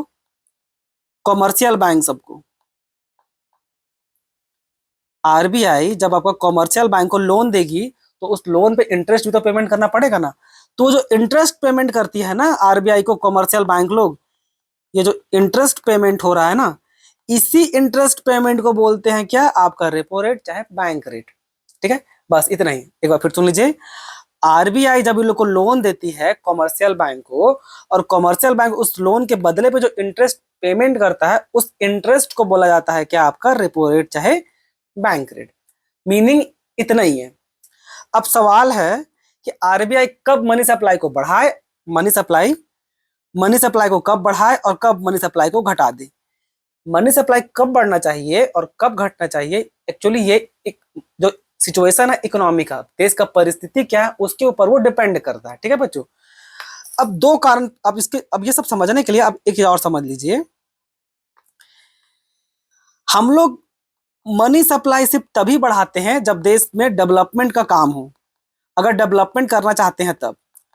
वरना अगर आप ऐसे मनी सप्लाई अगर बढ़ा दीजिएगा, नॉर्मली सिर्फ मनी सप्लाई को बढ़ाते चले जाइएगा, तो आपका मनी सप्लाई बढ़ने से क्या होगा, आपका इन्फ्लेशन, इन्फ्लेशन यानी कि आपका महंगाई भी बढ़ेगा। इस बात को ध्यान में रखिएगा, शॉर्ट में याद रखिए। पैसा बढ़ने पे एक अच्छा भी होता है और एक बुरा भी होता है। पैसा सिर्फ देखिए एक टाइम में आरबीआई एक ही चीज के इंटेंशन एक ही रहता है। देखिए अगर डेवलपमेंट कराना होगा तो आरबीआई मनी सप्लाई बढ़ाएगी, और लगता है आरबीआई को भाई मनी सप्लाई बहुत ज्यादा हो जाने के कारण से इन्फ्लेशन आ रहा है, महंगाई बढ़ जा रहा है, तो उस समय मनी सप्लाई बढ़ाएगी नहीं, मनी सप्लाई को घटा देगी। बस बता रहे कि मनी सप्लाई ज्यादा बढ़ने से इन्फ्लेशन आने का डर रहता है। ठीक है, तो इस बात को ध्यान में रख करके ही आपका मनी सप्लाई या तो बढ़ाया जाएगा या तो मनी सप्लाई गिराया जाएगा। तो जब ये लिखिएगा आप रेपो रेट एग्जाम में, तो पहले तो भाई चलिए आप लिख दीजिएगा उसका मीनिंग कि वो रेपो रेट होता क्या है। रेपो रेट क्या होता है आपको बता दिए। अब कब रेपो रेट घटाने से क्या होगा, रेपो रेट बढ़ाने से क्या होगा, या मनी सप्लाई कब आरबीआई बढ़ाना या घटाना चाहेगी। तो ऐसा समझ लीजिए, मान लीजिए आरबीआई मनी सप्लाई बढ़ाना चाहती है किसी भी कारण से, ठीक है, आरबीआई मनी सप्लाई अगर बढ़ाना चाहती है तो वो क्या करेगी, वो जो रेपो रेट है उसको वो गिरा देगी। रेपो रेट गिरा देगी तो क्या होगा, इंटरेस्ट कम पड़ेगा। इंटरेस्ट कम पड़ेगा तो कॉमर्शियल बैंक लोग क्या होगा, लोन ज्यादा लेगा। जब लोन ज्यादा लेगा तो पब्लिक के पास पैसा भी ज्यादा जाएगा, तो क्या होगा, मनी सप्लाई बढ़ जाएगा। ठीक है, तो ये है। इसी का उल्टा भी हो सकता है। मान लीजिए आरबीआई मनी सप्लाई को कम करना चाहती है, तो मनी सप्लाई को कम करना चाहती है तो क्या करेगी, रेपो रेट चाहे बैंक रेट दोनों सेम होता है मतलब, तो इसको बढ़ा देगी। और जब बढ़ा देगी तो क्या होगा, कॉमर्शियल बैंक लोन लोन कम लेना चाहेगा, भाई इंटरेस्ट रेट बहुत ज्यादा पड़ रहा है। आप ही सोच के देखिए ना, अगर आपको 5% में एक लोन मिले और अगर आपको 12% में लोन मिले, तो अब जैसे 5% मिलेगा तो अब ज्यादा लोन लीजिएगा कि नहीं। तो देखिए रेपो रेट अगर कम हो रहा है तो आप लोन क्या रहे हैं, ज्यादा ले रहे हैं, कॉमर्शियल बैंक लोन ज्यादा ले रही है। इसका उल्टा भी होगा। अगर आप यहाँ पर अगर रेपो रेट आपको बहुत ज्यादा पड़ रहा है, इंटरेस्ट रेट बहुत ज्यादा पड़ेगा, तो क्या होगा, आप पैसा भी कम लीजिएगा, लोन भी कम लीजिएगा भाई, कि भाई इंटरेस्ट रेट बहुत हाई है। तो जब लोन कम मिलेगा कॉमर्शियल बैंक को, तो पब्लिक में लोन भी तो कम बांटेगी ना। और जब लोन कम बांटेगी तो क्या होगा, पब्लिक के पास पैसा कम जाएगा। पब्लिक के पास पैसा कम जाएगा तो क्या होगा, एट द एंड आपका मनी सप्लाई कम हो जाएगा। आई होप आपको रिलेशन समझ में आ गया होगा। तो इस तरह से आपको 3 पॉइंट में लिखना है। एक उसका मीनिंग, एक तो लिखिएगा मीनिंग, ठीक है, एक लिखिएगा मनी सप्लाई डिक्रीज होगा तब क्या होगा, एक अगर आरबीआई मनी सप्लाई इंक्रीज करना चाहेगा तब वो रेपो रेट के साथ क्या करेगी। इस टाइप से आपको सीक्वेंस में बना के लिखना है। रिवर्स रेपो रेट जैसे इसका उल्टा होता है, जहां पर कॉमर्शियल बैंक से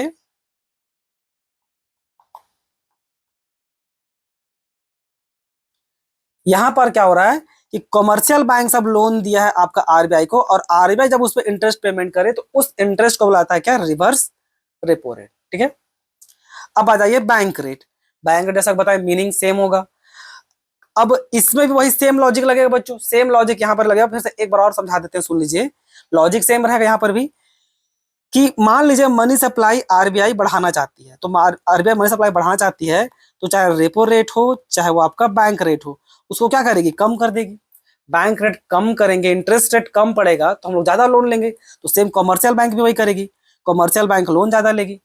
ज्यादा लोन लेगी तो पब्लिक को वो ज्यादा लोन बांटेगी, और जब पब्लिक के पास ज्यादा लोन जाएगा तो अल्टीमेटली क्या होगा, मनी सप्लाई बढ़ जाएगा। इसी का उल्टा भी होगा। ठीक है, देखिए यहाँ पर से मनी सप्लाई बढ़ा, ये भी मनी सप्लाई यहाँ पर बढ़ रहा है, इसका उल्टा भी होगा। तो बस मेन मीनिंग यही है। अब डिफरेंस देखिए बैंक रेट और आपका रेपो रेट में। बैंक रेट होता है आपका लॉन्ग टर्म, बैंक रेट होता है आपका लॉन्ग टर्म के लिए, रेपो रेट होता है आपका शॉर्ट टर्म के लिए। बस मेन डिफरेंस इतना ही है। और कुछ डिफरेंसेस वही हम बता देते हैं। ठीक है, टेन्योर भी देख लीजिए। हाँ, अब जब हम लॉन्ग टर्म बोल देते हैं आपको साल 2 साल नहीं, बैंक रेट में मैक्सिमम कितना है, लगभग लगभग वो 90 दिन का ही रहता है। और ये रेपो रेट ये 1 से लेकर 14 दिन तक का रहता है रेपो रेट। एक और डिफरेंस, ये वाला भी डिफरेंस देख लीजिए कि भाई इसमें कोई भी गवर्नमेंट सिक्योरिटी कोई भी बैंक रेट में जमा करने की जरूरत नहीं पड़ता है लोन लेने समय। और इसमें क्या है, कमर्शियल बैंक को गवर्नमेंट सिक्योरिटी आरबीआई के पास जाके जमा करना पड़ता है। ठीक है, तो ये एक डिफरेंस ये भी था। अब कुछ और चीज जो आपको जानने की जरूरत है। देखिए बैंक रेट में भी ना बैंक रेट जो लंबा समय का लोन देती है, जो विदाउट कोलेटरल, ऐसा हमेशा से नहीं था। हिस्टोरिकल समय में ना, आई होप आप बिल ऑफ एक्सचेंज क्लास 11 में पढ़े होंगे, जो अकाउंट्स में एक चैप्टर है। एक बिल ऑफ एक्सचेंज होता है, आपका प्रोमिसरी नोट होता है, ये सब एक समय में ना, ये भी आपका एक प्रकार का आपका इंस्ट्रूमेंट हुआ करता था। एक पेपर हुआ करता था, इस पेपर के दम पे आप लोन ले सकते थे। ठीक है, आप ये पढ़े नहीं थे तो डिटेल में मत जाइए, बस समझ लीजिए ये भी एक प्रकार का आपका सिक्योरिटी का काम करता था। ये पहले होता था, पहले, अब नहीं, क्योंकि अब वो सिस्टम ही बंद हो गया है, बिल ऑफ एक्सचेंज का, प्रॉमिसरी नोट का सिस्टम ही बंद हो गया है। तो जो आपको बस जानने का जरूरत था ना, तो होता क्या था पहले के समय में ना, कि मतलब आरबीआई वो जो बिल सब होता था उसको क्या करती थी, वो खरीदने काम करती थी, और जब खरीदती थी ना तो उस प्रोसेस को बुलाता क्या, रीडिस्काउंटिंग। उसको लोग बोलते थे क्या, उसको बोलते हैं डिस्काउंटिंग ऑफ बिल्स, यानी कि बिल डिस्काउंटिंग बोलते हैं। तो इसीलिए याद रखिएगा ये काम का चीज है आपका। इसीलिए जो एमसीक्यू में पूछ सकता है, बैंक रेट का दूसरा नाम क्या है, rate of discounting of bills. दूसरा नाम ये है rate of discounting of bills, इसका दूसरा नाम ये है, याद रखिएगा। सेम लाइकवाइज अभी का डेट पे जो रेपो रेट है, रेपो रेट क्या, गवर्नमेंट सिक्योरिटी खरीदती है ना, और उसमें एक एग्रीमेंट होता है कि भाई इतना साल बाद वापस हम आपसे खरीद लिया जाएगा, रीपर्चेज एग्रीमेंट। यानी कि जो रेपो रेट है ना, ये रेपो रेट का मतलब होता है रीपर्चेज ऑप्शन, जहां पर आरबीआई शॉर्ट टर्म के लिए पैसा देती है रेपो रेट में अगेंस्ट गवर्नमेंट सिक्योरिटी, से बताएं एज ए सिक्योरिटी के तौर पे। तो यहाँ पर bank sell government security to RBI with agreement to purchase them later at higher price. जो हायर प्राइस होता है ना, वही आपका होता है क्या, आपका इंटरेस्ट, और इसी एक्स्ट्रा इंटरेस्ट को बुलाता है क्या, रेपो रेट। इसलिए शॉर्ट में रेपो रेट को क्या बोलते हैं, रीपर्चेज रेट। शॉर्ट में मतलब दूसरा नाम बोलते हैं उसका, रीपर्चेज रेट। तो एमसीक्यू में ये दो चीज और याद रखिएगा खाली, बैंक रेट को बोलते हैं क्या, rate of discounting of bill, दूसरा रेपो रेट को क्या बोलते हैं, रीपर्चेज रेट। बस इतना ही बच्चों। ओपन मार्केट ऑपरेशन ये होता क्या, पहले मीनिंग जैसे आपको बताया, 3 पैराग्राफ में आपको हर बार आंसर लिखना पड़ेगा। मीनिंग, एक, मनी सप्लाई अगर बढ़ाना चाहेगी तब क्या होगा। सेकंड, मनी सप्लाई अगर सॉरी ये घटाना चाहिए तब क्या होगा, और मनी सप्लाई बढ़ाना चाहती है तब क्या होगा। ये आप ऊपर नीचे जो मन करे लिख सकते हैं। ठीक है, ये 3 पैराग्राफ में आपको सारा आंसर जानना चाहिए।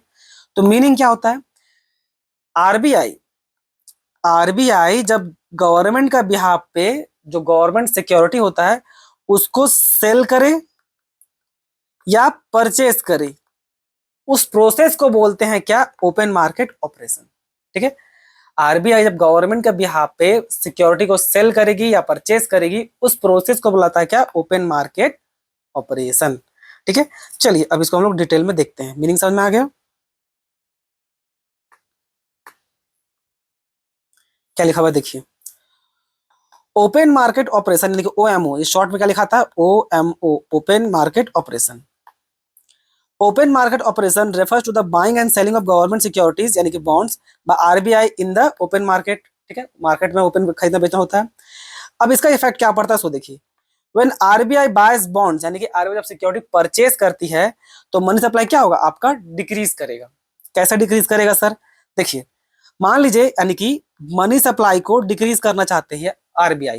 ठीक है, अब मनी सप्लाई को डिक्रीज करना चाहेगी तो जो बॉन्ड पब्लिक के पास वो पहले से बेच रखी थी, ठीक है, पब्लिक के जो वो बॉन्ड बेच रखी थी, ये पब्लिक लोग बॉन्ड लेकर कहाँ जाएगा, आरबीआई के पास। ठीक है, आरबीआई के पास आएगा कि नहीं। अब ये सारा बॉन्ड आरबीआई के पास चला जाएगा और बदले में आरबीआई क्या लोगों को देगी, बदले में देगी उसको क्या, पैसा, रुपीज। तो इन लोग के पास क्या जाएगा, इन लोग के पास बहुत सारा, इन लोग के पास बहुत सारा क्या आएगा, रुपीज आ जाएगा। और जब पब्लिक के पास बहुत सारा रुपीज आएगा, इस मीन्स व्हाट, कि मनी सप्लाई यहाँ पर बढ़ गया। इसका उल्टा भी होगा, मान लीजिए मनी सप्लाई आरबीआई कम करना चाहती है, तो भाई क्या करेगी, ये जो सिक्योरिटी है, जो सिक्योरिटी होगा वो क्या करेगी, पब्लिक लोग को वो बेच देगी। अच्छा, पब्लिक लोग को सिक्योरिटी बेचेगी तो ये लोग क्या करेगा, सिक्योरिटी के मतलब क्या, एक कागज का टुकड़ा ये लोग के पास आ जाएगा और बदले में सारा पैसा किसके पास चल जाएगा, आरबीआई के पास। ठीक है, हो क्या रहा है यहाँ पर, आरबीआई केवल एक कागज का टुकड़ा इसको दी, जो एक एग्रीमेंट में लिखा हुआ है कि भाई कि एक इतना समय बाद आना, आपको पैसा वापस मिलेगा। तो पब्लिक के पास जो पैसा था ये सारा का सारा चला गया आरबीआई के पास, और आरबीआई केवल एक कागज का टुकड़ा थमा दी। तो पब्लिक लोग सब कोई खरीदेगा उस बॉन्ड को, एग्रीमेंट मतलब सिक्योरिटी को, तो सारा पैसा जो रुपीज सब है तो ये तो आरबीआई पास चला जाएगा ना, और आरबीआई पास अपने पास उसको रख लेगी। तो मार्केट से क्या हुआ, मार्केट से मनी सप्लाई कम हो गया। तो ये होता है आपका क्या, ओपन मार्केट ऑपरेशन। ठीक है,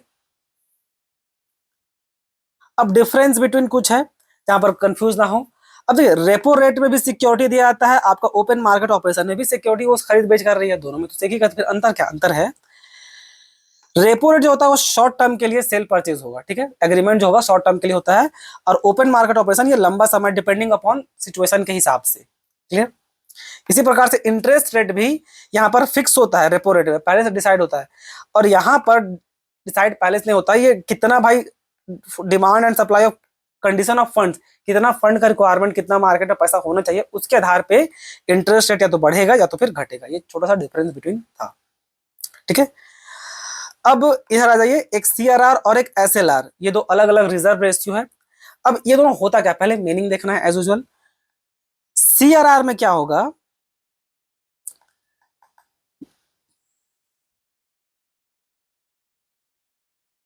यह है आपका कॉमर्शियल बैंक, ठीक है। मान लीजिए पब्लिक लोग जो पैसा जमा करती है, तो कॉमर्शियल बैंक में पैसा जमा करती है, तो कुछ पैसा को जब आरबीआई के पास डिपॉजिट करना पड़ता है ना, तो कुछ पैसा को क्या बोलते हैं, सीआरआर, सडन परसेंटेज जो होगा। सीआरआर का फुल फॉर्म क्या है, कैश रिजर्व रेशियो, ठीक है।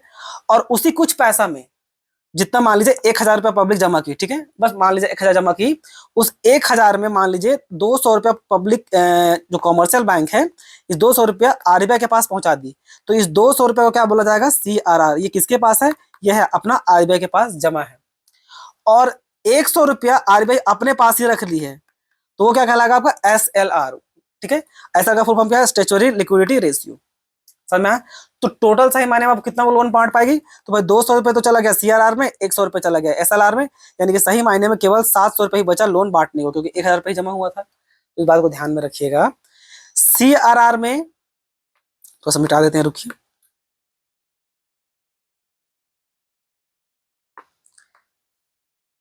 सीआरआर में पैसा आरबीआई पास रहेगा, एसएलआर का पैसा आपका बैंक, कॉमर्शियल बैंक के पास ही रहेगा, कॉमर्शियल बैंक के पास ही रहेगा, बस इतना ध्यान में रखना है, ठीक है। और मीनिंग ऑफ मनी सप्लाई बढ़ेगा घटेगा एकदम सेम होगा, किसके जैसा, आपका एकदम सेम होगा क्या, बैंक रेट रिपोर्ट का, क्योंकि ये भी तो अल्टीमेटली एक रेट ही है ना। तो यहां पर भी वो सेम तरीका का हो जो पहले आपको बताए हैं, ठीक है। अब डिफरेंस बिटवीन, ये कभी कभी आपसे डिफरेंस बिटवीन पूछ देगा सीआरआर और एसएलआर का, तो डिफरेंस बिटवीन चलिए देखिए। सीआरआर किसके पास रहेगा भाई, आरबीआई के पास।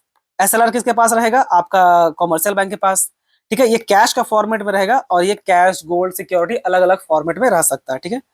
पर्पस क्या है, लिक्विडिटी कंट्रोल करना। ये क्या है, बैंक को सेफ रखना। कॉमर्शियल बैंक सारा अगर लोन में बांट देगी और सबको एक ही बार पैसा मांगने आ जाएगा तो कहाँ से देगी, इसलिए बोलता है कुछ पैसा अपने पास भी रखो, ठीक है। जमा कहाँ होता है ये तो बता दिए, आरबीआई के पास और बैंक के पास खुद। ये कैश का फॉर्मेट में, ये अलग अलग फॉर्मेट में, और ये इम्पैक्ट स्टेबिलिटी, तो ये सब तो हो ही गया, ठीक है। अच्छा,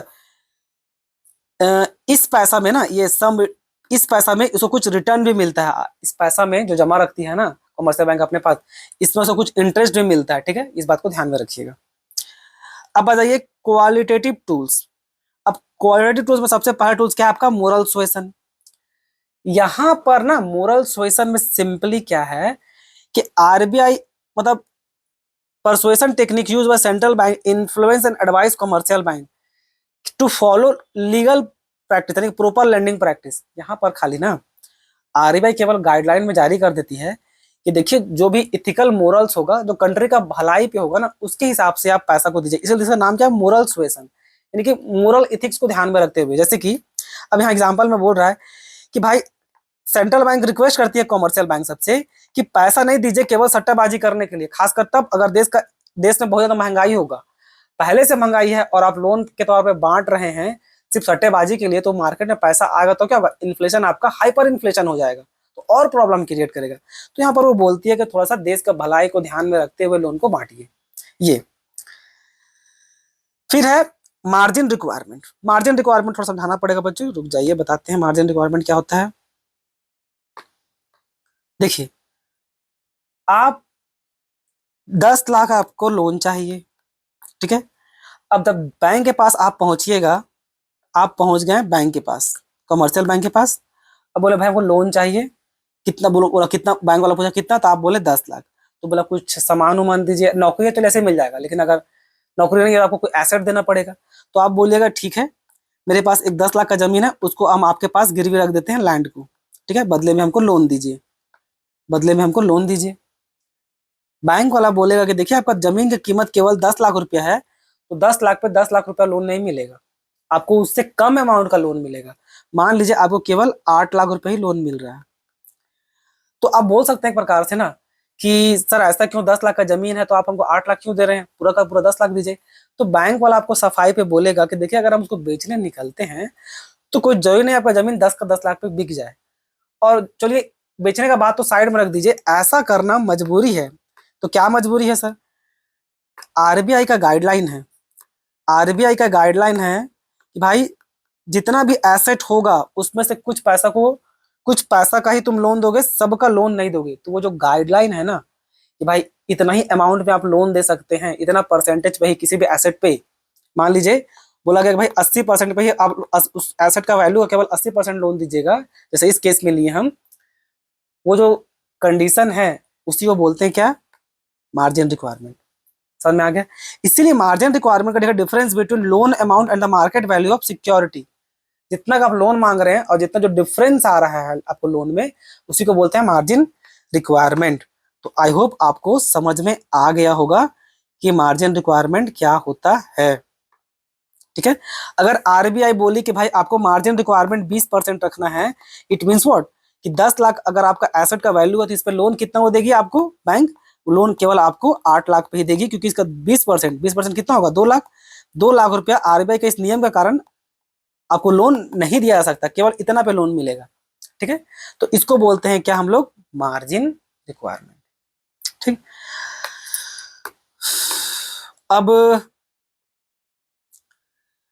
अब मार्जिन रिक्वायरमेंट मीनिंग तो बता दिए, अब आपको लिखना है भाई कि मनी सप्लाई कैसे से बढ़े घटेगा। ठीक है, हायर मार्जिन रिक्वायरमेंट अगर आरबीआई सेट करेगी तो आपको लोन कम मिलेगा, मिलेगा कि नहीं? अगर 20% की जगह यही अगर 30% कर दिया जाए तब आपको लोन और कम मिलेगा, तब आपको केवल 7 लाख रुपए लोन मिलेगा 10 लाख रुपए के हिसाब से, है कि नहीं? तो हायर मार्जिन आपको क्या होगा?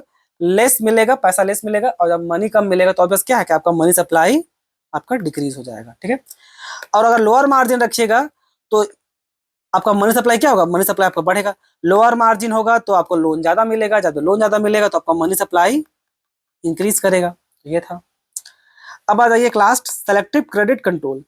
अब सेलेक्टिव क्रेडिट कंट्रोल बोलने का सिंपल बस इतना ही मतलब होता है, आरबीआई इसमें बस बताती है कि किस सेक्टर को, चाहे वो स्मॉल सेक्टर हो चाहे एमएसएमई, ये सब जो होता है ना, इन सब सेक्टर को लोन दीजिए, आप रूरल एरिया में लोन दीजिए, इस जगह पे लोन दीजिए, जो डायरेक्शन देती है ना, इसी को बोलते हैं क्या? Selective credit control. Selective credit control बोलने का मतलब भाई कि सिलेक्शन के हिसाब से आप लोन बांटिए, जहां जरूरत है वहां लोन दीजिए। तो यही कंट्रोल करती है और रिस्ट्रिक्ट करती है स्पेसिफिक सेक्टर को, इसी फंक्शन को क्या बोलते हैं? Selective credit control. तो इसमें इतना ही था बच्चों। ठीक है, आई होप आपको वीडियो अच्छा लगा हो। अब हम लोग डिफरेंस देखेंगे सेंट्रल बैंक और कमर्शियल बैंक के बीच में। ठीक है, सबसे पहले समझिए कि सेंट्रल बैंक क्या होता है बच्चों। सेंट्रल बैंक आपका वो बैंक होता है जो बाकी सभी बैंक को कंट्रोल करने का काम करता है। ठीक है, कंट्रोल करने का या उसको रेगुलेट करने का काम करता है पूरा बैंकिंग सिस्टम को, तो क्या बोलते हैं? Central bank. इंडिया में या पूरा हर कंट्री में, हर एक कंट्री में केवल एक ही सेंट्रल बैंक होता है।